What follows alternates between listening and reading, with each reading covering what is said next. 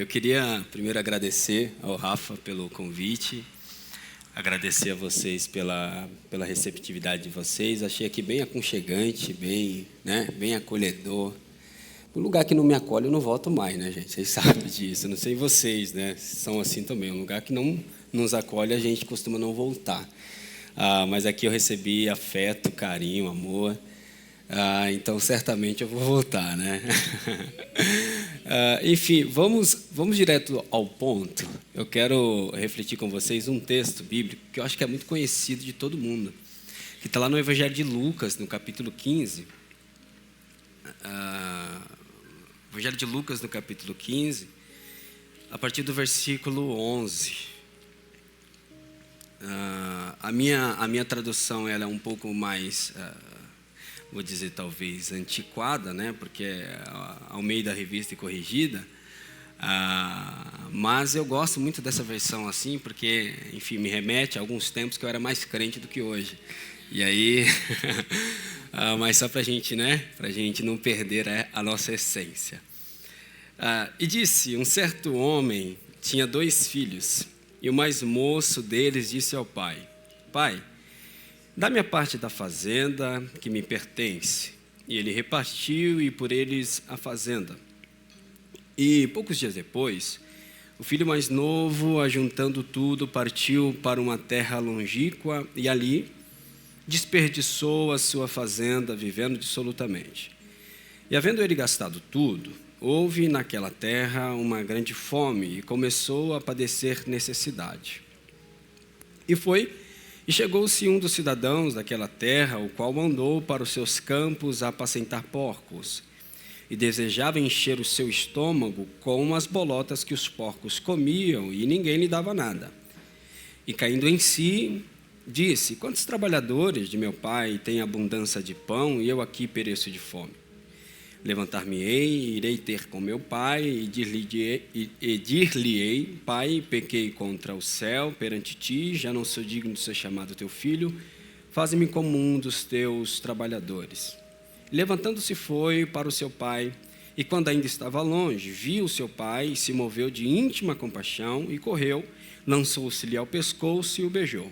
E o filho lhe disse: Pai, pequei contra o céu perante ti, já não sou digno de ser chamado teu filho. Mas o pai disse aos teus servos: trazei depressa a melhor roupa, vesti-lhe, e pondo-lhe um anel na mão e sandália nos pés. E trazei o bezerro cevado, matai-o, comamos e alegramo-nos, porque este meu filho estava morto e reviveu, tinha-se perdido e foi achado. E começaram a alegrar-se. E o seu filho mais velho estava no campo, e quando veio e chegou perto da casa, viu a música e as danças. E chamando um dos servos, perguntou-lhe o que era aquilo. E ele lhe disse: veio teu irmão, e teu pai matou o bezerro cevado, porque o recebeu são e salvo. Mas ele se indignou e não queria entrar. E saindo o pai, estava com ele. Mas respondendo ele, disse ao pai: eis que eu sirvo há tantos anos, sem nunca ter transgredido o teu mandamento, e nunca me deste um cabrito para alegrar-me com os meus amigos. Vindo, porém, este teu filho, que desperdiçou tua fazenda com as meretrizes, mataste-lhes o bezerro cevado. E ele lhe disse: filho, tu sempre está comigo, e todas as minhas coisas são tuas. Mas era justo alegrar-nos e regozijar-nos, porque este teu filho estava morto e reviveu, estava perdido e foi encontrado. Esse é um texto, enfim, fala um pouquinho de mim, né? E aí a gente entra no texto. Eu sou Josué Alves, como o Rafa já apresentou. Eu tenho 32 anos de idade, casado com essa moça bonita. Inclusive, hoje é nosso aniversário de casamento. Saímos daqui já para festejar, glórias a Deus. Hoje tem glórias a Deus. E eu sou filho de um pastor assembleiano, pastor Manuel Alves, em memória, faleceu em junho desse ano. Filho de uma mulher preta de pele retinta, Dona Maria de Lourdes, também assembleiana. Então, a minha família inteira é assembleiana. Sou irmão de pastores. Aliás, eu sou o filho mais novo dos 14 filhos do meu pai. tem uma impressão que eu sou mais novo e o mais bonito também. E toda a família é praticamente assembleiana. Toda a família é uma família de crentes pentecostais. Então, se eu falar em línguas estranhas, você não liga muito, tá? Ok, que eu vou ficar muito à vontade aqui, brincadeiras à parte.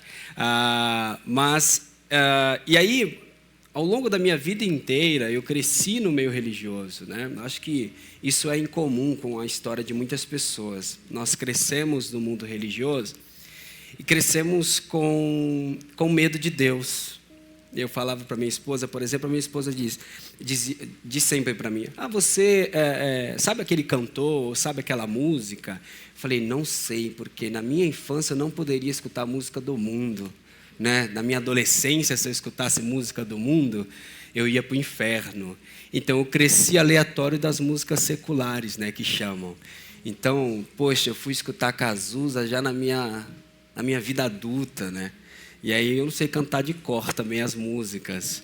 E me deparei, a única coisa que eu era rebelde e escutava era Racionais, né? Racionais, aí todas as vezes que eu escutava, Rafa, eu ajoelhava, pedia perdão para Deus, porque era música do mundo, né? Mas cresci com essa ótica, dessa espiritualidade do medo, né? Sentindo medo de Deus. Tanto que eu não uso short até hoje. Dificilmente, assim, na rua, eu uso short. Porque na adolescência era pecado usar short, né? E, enfim, camisa de time, todas essas coisas. Então, cresci aleatório do mundo, né? Cresci escutando esse texto. E aí, todas as vezes que alguém pregava sobre esse texto, é sobre alguém que se desviou, né? Esse alguém que se desviou, olha lá, tá vendo? Ele desejou comer a comida que os porcos comiam. Isso significa, se você sair daqui da igreja, pode ser que você vai parar no mesmo lugar, né? Aí cresci com essa espiritualidade do medo. Quando que eu rompi com essa ótica fundamentalista do mundo religioso? Quando eu entrei na universidade e comecei a estudar história. E aí, quando eu comecei a estudar história, foi um choque, né? Um choque, porque o mundo conservador e fundamentalista, e claro que nós não estamos aqui para falar mal de igreja, mas o mundo fundamentalista é um mundo que não prepara os seus jovens para a universidade, né?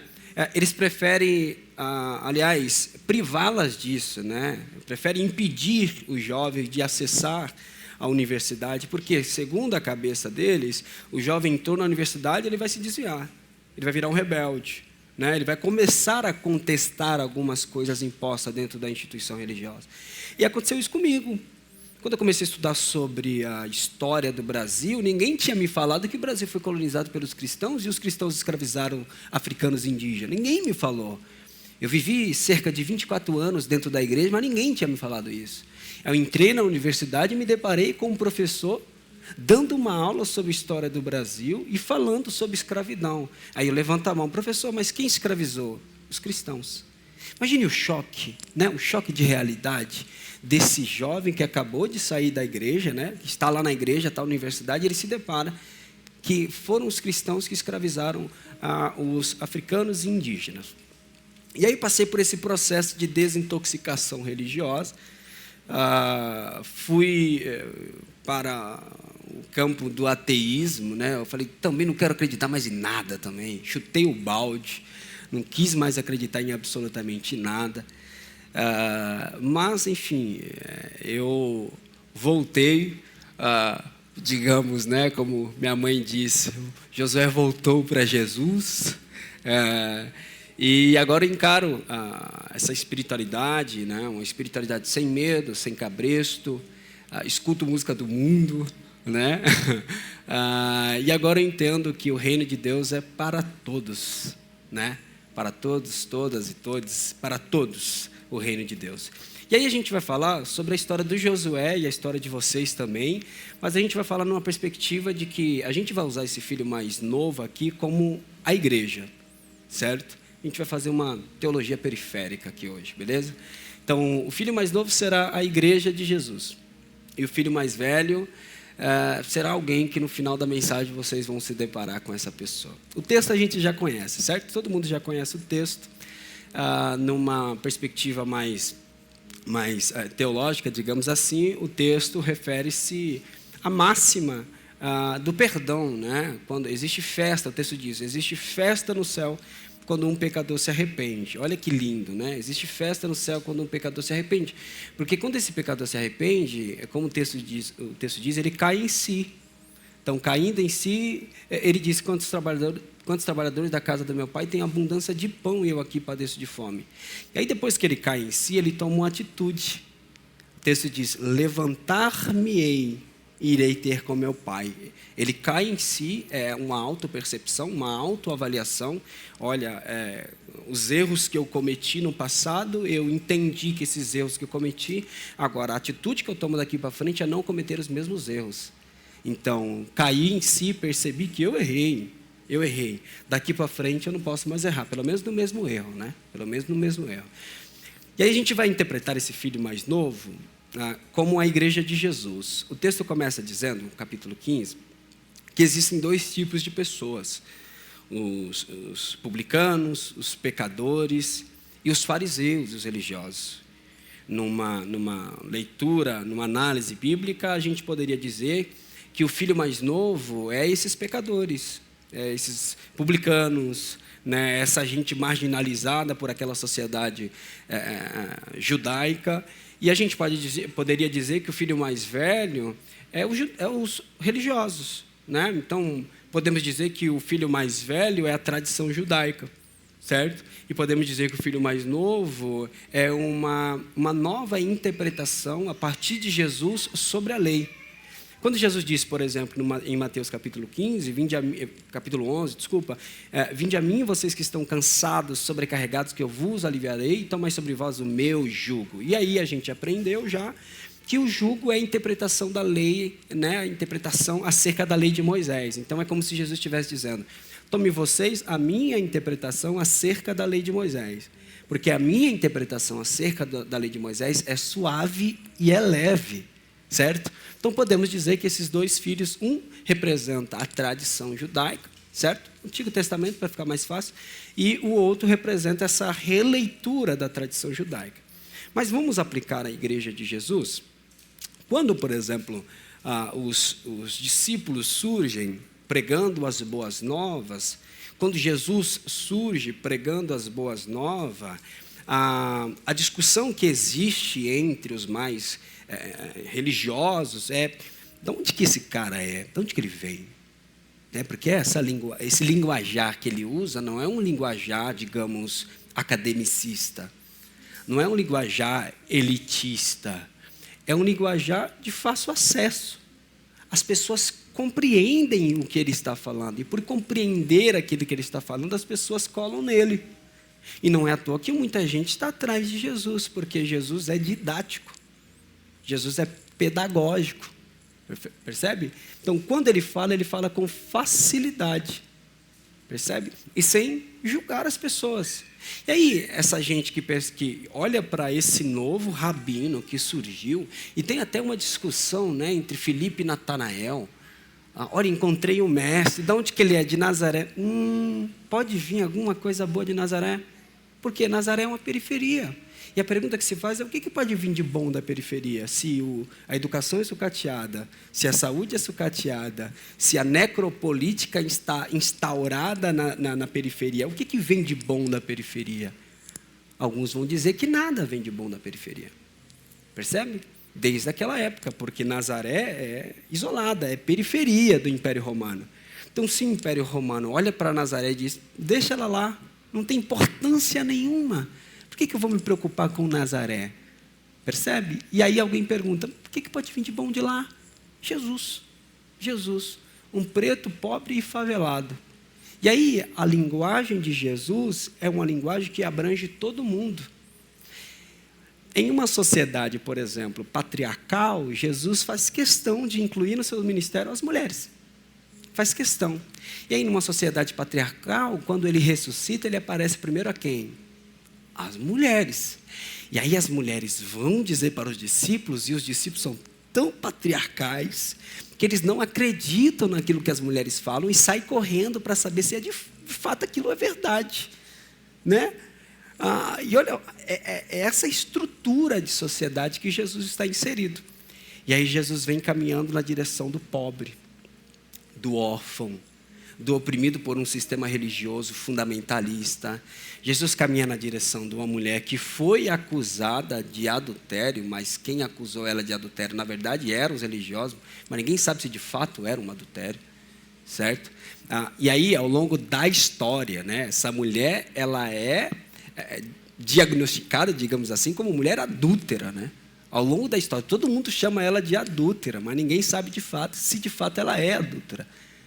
Porque a interpretação parte de uma elite dominante. Então, essa semana, por exemplo, eu estava dando uma aula sobre consciência negra, e uma das perguntas que me fizeram é: como que essas ideias, como, por exemplo, o darwinismo racial, foi disseminada em uma época que não tinha celular, que não tinha Instagram? Como? Foi disseminada porque quem detém o discurso e quem detém a produção acadêmica é a elite dominante. Então, uma elite dominante que detém a produção acadêmica, que impõe aquilo. Isso aqui é verdade, isso aqui não. E aí, quando a igreja de Jesus surge, os discípulos, Jesus ensinando os discípulos a caminhar na direção do outro, chegando em Pedro e diz: calma, calma, fica tranquilo, abaixa a bola, não precisa ficar com tanta raiva assim, né? Revoltado contra a dominação do Império Romano na Judéia. Mas calma, fica tranquilo, porque o meu reino não é deste mundo. E aí Jesus começa a ensinar os seus discípulos que a máxima do Evangelho é caminhar na direção do outro. Percebe? Se existe uma discussão, será que ele de fato é o Messias? Se ele for o Messias, ele vai tomar o poder de Roma, ele vai tirar os romanos do poder, e ele vai devolver a Judéia para nós, a Palestina para nós. Jesus está pouco preocupado com Roma. Não é à toa que ele diz: dê a César o que é de César, mas dê a Deus o que é de Deus. E o que é de Deus? Caminhar na direção do órfão, do oprimido, do vulnerabilizado. Acolher pessoas que são estigmatizadas nessa sociedade e que estão entre os índices de mortalidade, como, por exemplo, a comunidade LGBT. Num país que mais mata pessoas da comunidade LGBT, é um país que se auto-intitula cristão. Não é uma contradição? Não é uma antítese? Então, quando os primeiros discípulos surgem e Jesus vai propagando a mensagem, é caminhar na direção do outro. Mas essa igreja que caminha na direção do outro tem um momento que ela vai embora. Ela some de vista. Jesus se ascende ao céu, surge os discípulos, surge o apóstolo Paulo, mas após a institucionalização do cristianismo como religião oficial do império, alguém percebeu que poderia instrumentalizar o evangelho, e instrumentalizando o evangelho é impor que outros se convertam ao cristianismo na marra. Então, os primeiros cristãos eram vistos como os cristãos, segundo o livro de Atos dos Apóstolos, porque pareciam-se com Cristo. Andavam como Cristo, falavam como Cristo. No livro de Atos dos Apóstolos, os primeiros discípulos, com aquela ânsia de Jesus voltar, vendiam as suas propriedades e repartiam entre os pobres. Olha a reforma agrária. Repartiam entre os pobres. Mas depois da institucionalização, eu não vendo uma propriedade, agora eu quero a propriedade para mim. Percebe? Propriedade. Eu instrumentalizo o evangelho, a mensagem de Jesus, e começo a obrigar povos, línguas e nações a se curvarem diante do evangelho, diante da mensagem de Jesus. Então, em 313, quando Constantino tem uma visão, segundo a tradição cristã, né? Constantino estava guerreando contra Magêncio, e aí, de repente, ele tem uma visão, aparece um anjo para ele no céu e disse: com este símbolo você vencerá. E o símbolo era a cruz. Aí ele pega o símbolo da cruz, desenha no escudo dos seus soldados, no peito dos seus soldados, e diz: vamos guerrear contra Magêncio. E aí, segundo a tradição, ele ganha. E quando ele ganha a guerra, ele cessa a perseguição aos cristãos. Até ali o filho está dentro de casa. Até ali o filho está dentro de casa. Porque apesar de ser perseguido, né, lembra-se de Pedro, de João, saindo do sinédrio, regozijando por terem sido dignos de sofrer por uma causa. E aí, após a institucionalização, né, o pontapé inicial foi em 313, e aí em 313, com a proibição da perseguição aos cristãos, por causa dessa vitória de Constantino, começa a ser instituído a religião cristã a outros povos que não aderiram ao cristianismo. Por exemplo, os romanos interpretavam que todos aqueles que não eram romanos não eram civilizados, que é os que eles chamam de bárbaros, né? Então, tanto quando a Idade Média inicia, é com a queda de Constantinopla, com a invasão dos bárbaros. Aí, então, as pessoas saem da área urbana, vão para o campo e se inicia aquilo que a gente chama de feudalismo, certo? E aí, olha só que interessante. Os romanos olham para todos aqueles que não são romanos e dizem: vocês não são civilizados, vocês são bárbaros. E aí, numa ótica cristã, a ideia de catequização é uma ideia de levar a civilização para você. Eu preciso levar a civilização para você porque você é um bárbaro. Percebe? E aí, quando esse filho... Está dando para entender? A igreja é o filho. Legal? Quando esse filho resolve sair de casa, ele vai se distanciando do pai, daquilo que o pai ensina, de caminhar na direção do órfão, do oprimido, do vulnerabilizado na sociedade. E aí, quando esse filho se afasta do pai, ele vai para uma terra longínqua. Por que ele vai para uma terra longínqua? Porque ele não quer ter influências do poder desse pai. E aí ele começa a instituir, por exemplo, cobranças de indulgências. Ele começa a dizer que, olha, para você ser salvo, você precisa comprar um pedacinho do céu. Você, para ser perdoado por causa do pecado, você precisa pagar pelo perdão do pecado. E aí as famílias mais abastadas, você pode, por exemplo, comprar um cargo eclesiástico. E aí começa a se disseminar essa ideia. É esse filho que saiu de casa, que agora esse filho que saiu de casa, ele está cobrando pelo perdão do pecado. Ele está vendendo utensílios sagrados, um pedaço de madeira, e dizendo: olha, isso aqui é um pedaço da cruz de Cristo. E começa a disseminar essa ideia.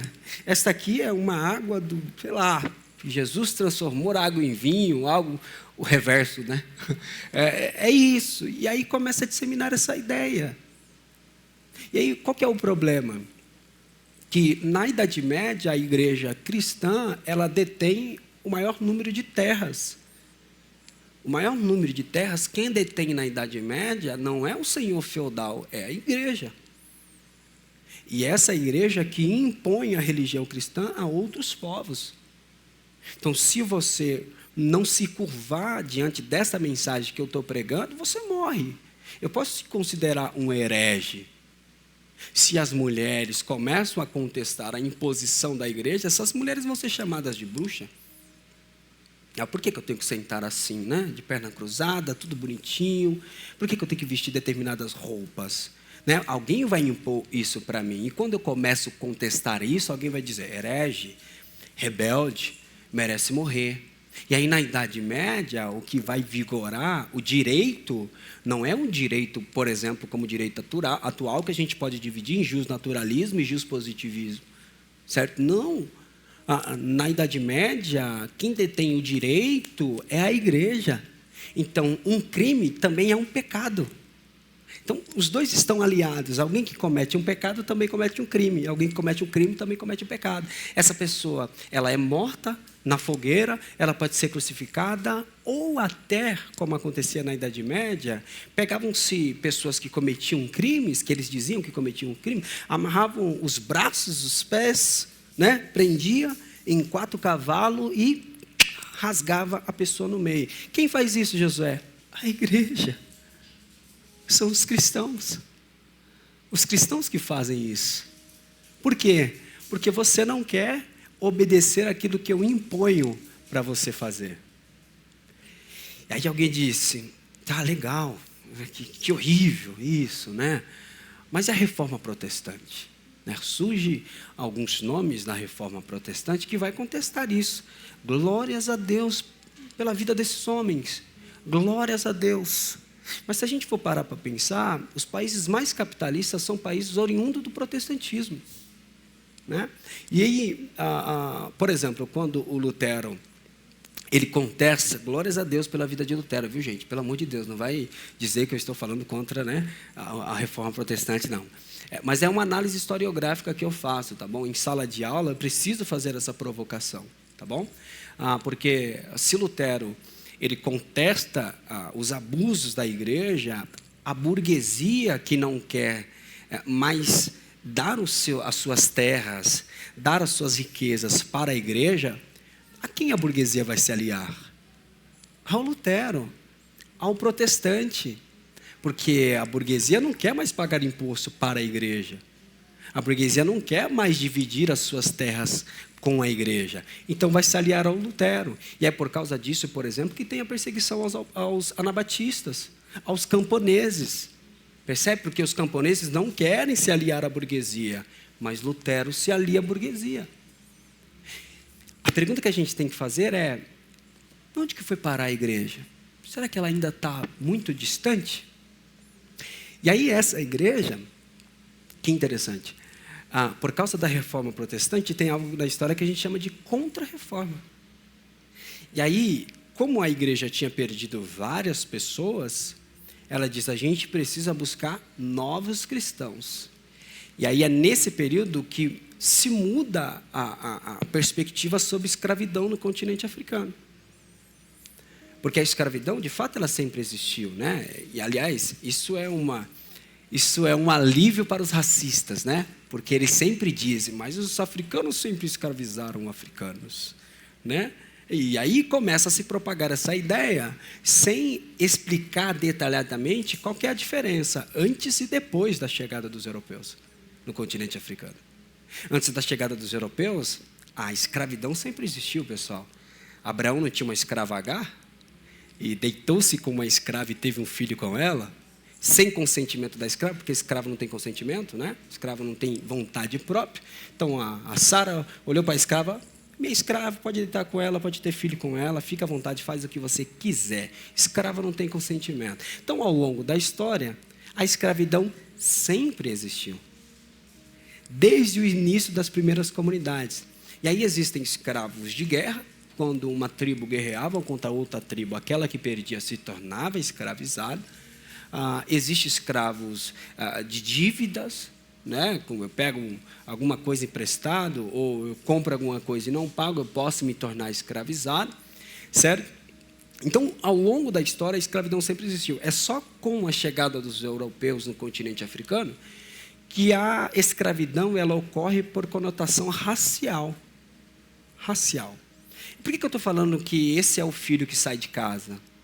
Porque esse filho que sai de casa, quando chega no continente africano e avista pessoas com cor diferente, eles precisam se utilizar de uma explicação teológica para escravizar esse sujeito. O conceito de raça nasceu, por exemplo, primeiro na botânica, certo?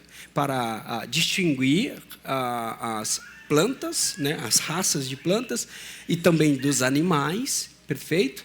E aí se inspiraram nesse surgimento do conceito de raça na botânica, na zoologia, para aplicar na sociedade, perfeito? Então eles olham para os africanos e a primeira justificativa que eles vão usar é que as raças elas eram divididas em três por causa dos 3 reis magos que vieram até Jesus no seu nascimento. Então, os 3 reis magos simbolizavam, primeiro, os europeus, depois, os asiáticos e, por último, os africanos. Então, os europeus estão no topo da pirâmide, depois vêm os asiáticos, depois vêm os africanos.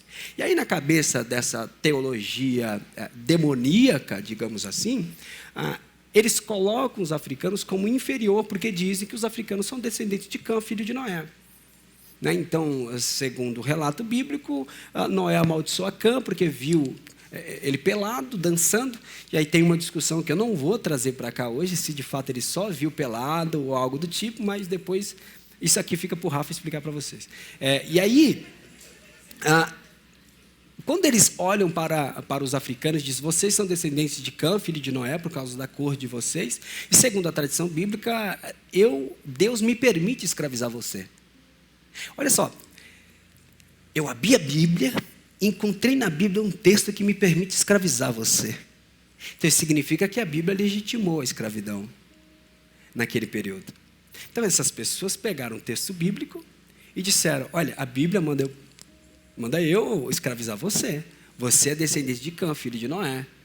E aí, uma das coisas mais tristes na história da escravidão é a imposição da religião.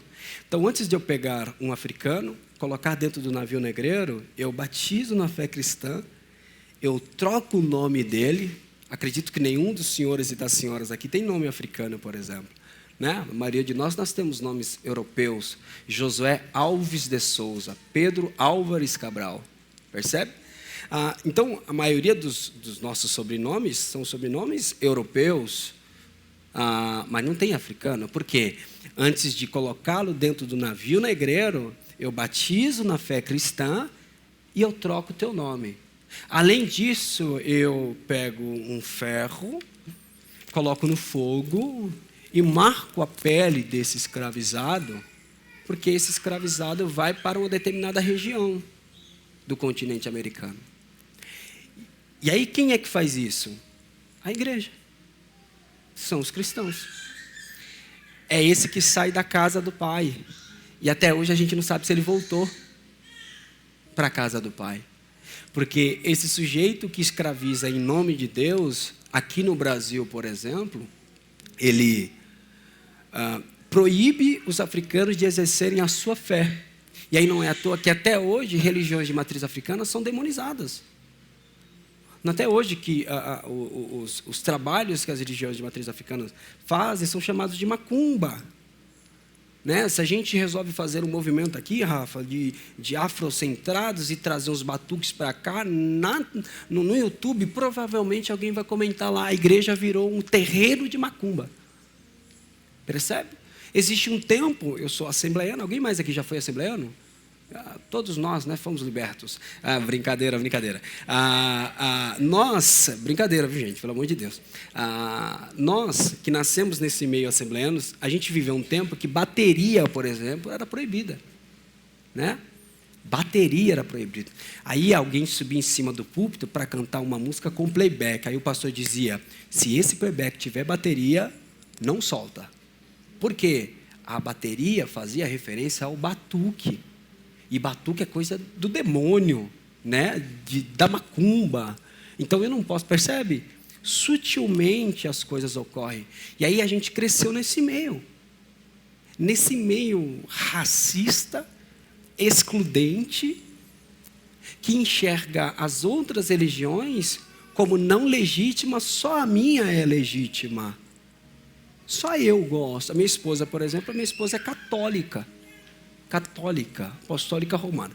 E aí, lá em casa, nós temos um lugar lá, né, que tem um santinho, e aí do lado do santinho tem meu Jesus preto lá. De vez em quando eu oro para santinho e para Jesus também, e aí fica tudo certo. Por quê? O que a gente precisa pensar é: você tem uma vida ética? Porque, meu irmão, se você for religioso e não ter ética, que nada disso resolve.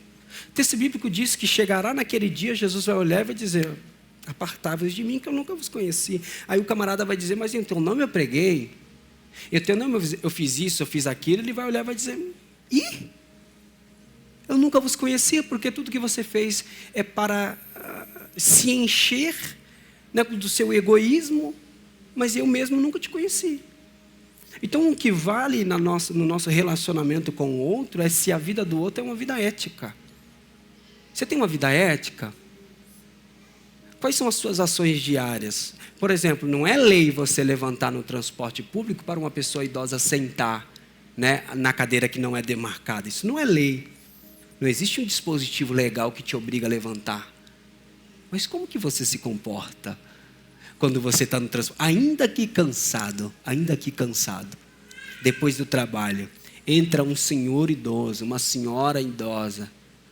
certo? E aí aqueles que estão lá na cadeira preferencial estão fingindo que estão dormindo, certo? E aí, e você, o que você faz? Será que a tua vida é uma vida ética? Será que você é um sujeito ético? Dizer, eu estou cansado. Sim, a gente trabalhou o dia inteiro, mas talvez esse senhor e essa senhora passou o dia inteiro no INSS tentando a aposentadoria que o Estado está negando a ele. E aí ele está voltando para casa triste, abatido, decepcionado, porque na velhice o Estado o abandona. Na velhice o Estado abandona. A velhice já não é mais algo bom para o Estado, porque é descartado. E aí a gente vive numa geração, eu já estou voltando para o texto, viu? Não fugi do texto não. Aí a gente vive numa geração que é uma geração que aprendeu a não respeitar os mais velhos. E é uma geração que é fruto de uma igreja que se distanciou de Jesus. Foi para muito longe de Jesus. E aí, nesse período, quando se levanta pessoas para dizer, não, isso aí está errado. Isso está errado, isso não pode acontecer. Certo? É alguém que cai em si. No século XIX, tem um filósofo alemão chamado Friedrich Nietzsche. O Nietzsche olha para aquele avanço capitalista, né, da Alemanha, olha para aquele avanço da Revolução Industrial, e aí ele dá um grito dizendo, cadê Deus? Cadê? Onde Deus está? E aí ele mesmo responde, ele morreu, e nós o matamos. Porque numa sociedade capitalista é mais importante a produtividade. Se o idoso não tem como produzir, por que eu quero? Numa sociedade que é para produzir o tempo inteiro. E aí ele dá um grito. Eu gosto do Assim Falou Zaratustra, né? Que ele sai na feira gritando, procuro Deus, aonde está Deus? Procuro Deus. E ele não consegue encontrar. E aí, meu irmão, quando a gente tem essa noção, a gente faz como esse filho mais novo. A gente cai em si. Caí em si e percebi o quão longe a igreja de Jesus está. Na Alemanha nazista, o nazismo utilizou-se da religião cristã para legitimar a perseguição aos judeus. Mais de 6 milhões de judeus foram mortos, ciganos, deficientes, pessoas pretas, que foram mortos com essa ideologia supremacista e legitimada pela igreja. Quando levanta Dietrich Bonhoeffer para falar contra esse sistema demoníaco do nazismo, é ele que é tido como um herege. Olha que absurdo, gente. Alguém que se levanta para falar contra o nazismo, contra as igrejas que apoiam o nazismo, é chamado de herege. E aí na ditadura militar, por exemplo, aqui no Brasil, na Marcha com Deus, olha só, Marcha com Deus, da família com Deus, são os crentes que vão para a rua pedindo intervenção militar. Existe um número de cristãos, na época, progressistas, né, oriundos da teologia da libertação, existe, mas ainda é pouco. Mas é essa igreja que vai para a rua pedindo intervenção militar. E aí a gente chega no Brasil de 2018 a 2022. Um Brasil que se alia ao fascismo, a uma igreja cristã que se alia àquilo que a gente chama de cristofascismo. Uma igreja que é mais fácil dizer que é bandido bom é bandido morto, do que dizer que bandido bom é bandido salvo por Cristo e restaurado a sua dignidade. Porque nós acreditamos na reintegração dos sujeitos. Quando esse sujeito volta, imagine só, quando ele volta, ele cai em si e ele diz, levantar-me-ei e irei ter com meu pai. Lhes direi, pai, pequei contra o céu, perante ti, já não sou digno de ser chamado teu filho. Quando ele volta, ele é acolhido pelo pai. E aí o irmão mais velho é uma consequência. Infelizmente, existem irmãos mais velhos que sempre vão nos mostrar os erros que nós cometemos no passado. Mas ainda bem que, maior do que esse irmão mais velho, é Jesus que nos aceitou. E esse Jesus que nos aceita, ele nos reintegra. Quando ele diz assim, ó, vai e pega a melhor roupa da casa, é como se ele estivesse dizendo, vai lá dentro, abre o meu guarda-roupa, pega uma roupa minha e coloca no garoto, porque todos que vão olhar para o garoto vão ver, agora ele está com as vestes de Jesus. E quando surgem esses movimentos, por exemplo, novas narrativas, são esses movimentos desse retorno da volta desse filho para a casa do pai. Quando surgem intelectuais cristãos, progressistas, que estão voltando para a casa do pai, dizendo, não, o evangelho não é cristofascismo, não, o evangelho não é escravidão, não, o evangelho não é machismo, não é patriarcal. Essa é a volta para casa, isso é o retorno. Numa minoridade, né, que é aquilo que Kant chama o período da história antes do iluminismo, a minoridade intelectual e depois uma maioridade intelectual, nós alcançamos a maioridade intelectual e nós entendemos o quão cruel a igreja foi ao longo do tempo.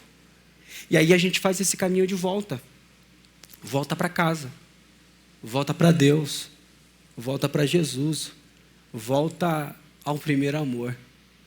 Porque a carta que o apóstolo escreve, olha, essa igreja, ela sabe de tudo. Ela sabe de teologia, menina. Ela sabe de liturgia. Ela sabe, né, de tanta coisa, mas o único defeito, que é o maior defeito, é que ela perdeu o primeiro amor. Então eu sou crente desde novo, gente. Eu já li a Bíblia de Gênesis e Apocalipse de inúmeras vezes. Mas se eu não tiver amor, nada disso me terá proveito. Então eu posso, por exemplo, dizer que bandido bom não é bandido morto e reintegrar esse sujeito. Mas será que eu posso fazer a mesma coisa com o meu irmão que está aqui sentado do meu lado, que cometeu uma mancada comigo? Percebe os extremos? Porque eu posso ir, né, defender, por exemplo, muitas coisas nas redes sociais, mas e quando o irmão meu peca contra mim dentro de casa, dentro da igreja? E aí eu preciso olhar para Jesus e dizer, olha, se Jesus me perdoou, eu também posso perdoar esse meu irmão. E a mensagem do evangelho hoje para nós aqui é, a gente precisa voltar para casa, voltar para Jesus e aprender de Jesus, que é manso e humilde de coração. Não tem hipocrisia, não tem charlatanismo. Em Jesus é a realidade. É isso aqui, olha, é o seguinte, você é esse sujeito. E aí, eu sou esse sujeito, gente. Eu sou cheio de falhas, inúmeras falhas, inúmeros erros. Mas todos os dias, quando eu me levanto, eu digo, Deus, pelo amor de Deus, não me deixa cometer o mesmo erro de ontem. Que o erro de hoje possa ser um novo, pelo menos.